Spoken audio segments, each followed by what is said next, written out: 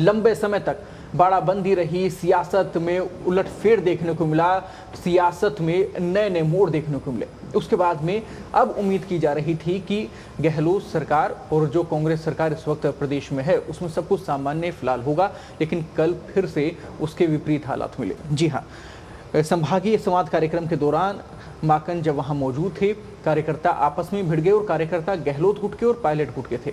Pilot गुट के कार्यकर्ताओं ने पोस्टर तक फाड़ दिए, 4 लोगों की गिरफ्तारी भी हो गई, हालांकि उनकी बाद में रिहाई भी हुई दखल देने के बाद में।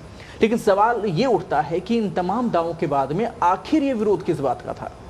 नहीं, ये देखिए, सत्ता की मलाई के लिए लड़ाई है। जो मामला जहाँ से शुरुआत हुई थी वो ये था कि जो सचिन पायलट हैं वो प्रदेश के उप मुख्यमंत्री पद पर रहते हुए, प्रदेश कांग्रेस अध्यक्ष के पद पर रहते हुए भी ये मान के चल रहे थे। उनका ये आरोप था कि राजस्थान में जो उनके कार्यकर्ता, उनके समर्थक हैं, उनको जो है सत्ता में पर्याप्त हिस्सेदारी नहीं मिल रही है, उनके कामकाज नहीं हो रहे हैं, उनके कार्यकर्ताओं की। अब ये मेरा ये मानना है कि ये जो है कांग्रेस एक पार्टी है जी। अब इसमें उनके कार्यकर्ता, मेरे कार्यकर्ता, ये जो चीज़ें चलती है, मेरे समर्थक, उनके समर्थक, ये जो चीज़ें चलती है, उसकी वजह से पार्टियों में बहुत ज़्यादा विकट परिस्थितियाँ पैदा होती है।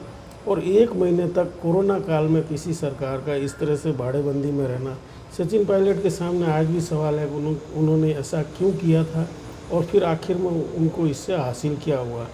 सारी बातें हो गई, वो वापस भी आ गए, सरकार ने अपना बहुमत फ्लोर टेस्ट में साबित कर दिया।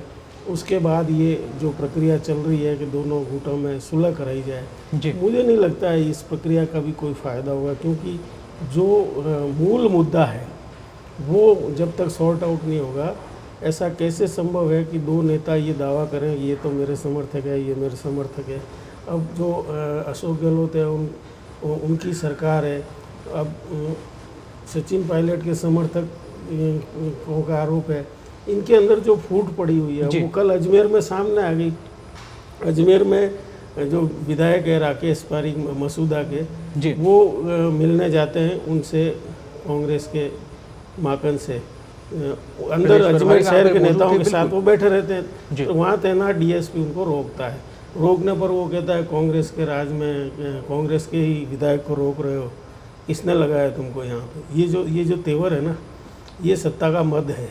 अब उसके बाद में विवाद बढ़ता है, फिर एडिशनल एसपी दखल करते हैं और विधायक को अंदर ले जाते हैं। अब ये उसके बाद में कार्यकर्ताओं में जिस तरह की छीना झपटी होती है, पोस्टर फाड़ते हैं, नारेबाजी होती है, वो मुझे लगता है कहीं कहीं कांग्रेस के लिए अच्छे संकेत नहीं। बहुत बुरी स्थिति में कांग्रेस। लेकिन राकेश पारीक ने यहाँ पर ये कहा, उस बयान पे भी ध्यान देने की जरूरत है कि कहीं गुमराह करने के लिए बयान था या फिर वाकई में कंडीशन थी। उन्होंने कहा कि सीएम का विरोध नहीं है, प्रशासन का है, प्रशासन ने रंजिशों से डंडे बरसाए हैं। इसका क्या मायने? ठीक है, उनका, क्योंकि वो हर आदमी एक बार जब गर्मा गर्मी हो जाती है, उसके बाद जब उसको होश आता है तो लिपापोती करने की कोशिश करता है।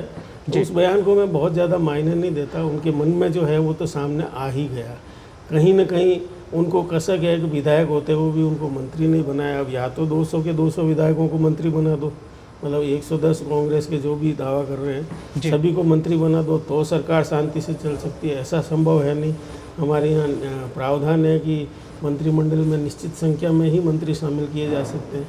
तो अब सवाल ये है कि ये असंतोष तो बना रहेगा। ये जो कुछ भी नाटक है, कांग्रेस पार्टी के कार्यकर्ता और नेताओं को सोचना चाहिए। जनता उनको इतने बुरी तरह से ठुकरा चुकी है पूरे देश में। आज भी उनकी राजस्थान में जो सरकार बनी वो कितनी मुश्किल से बनी है ये उनको सबको पता है।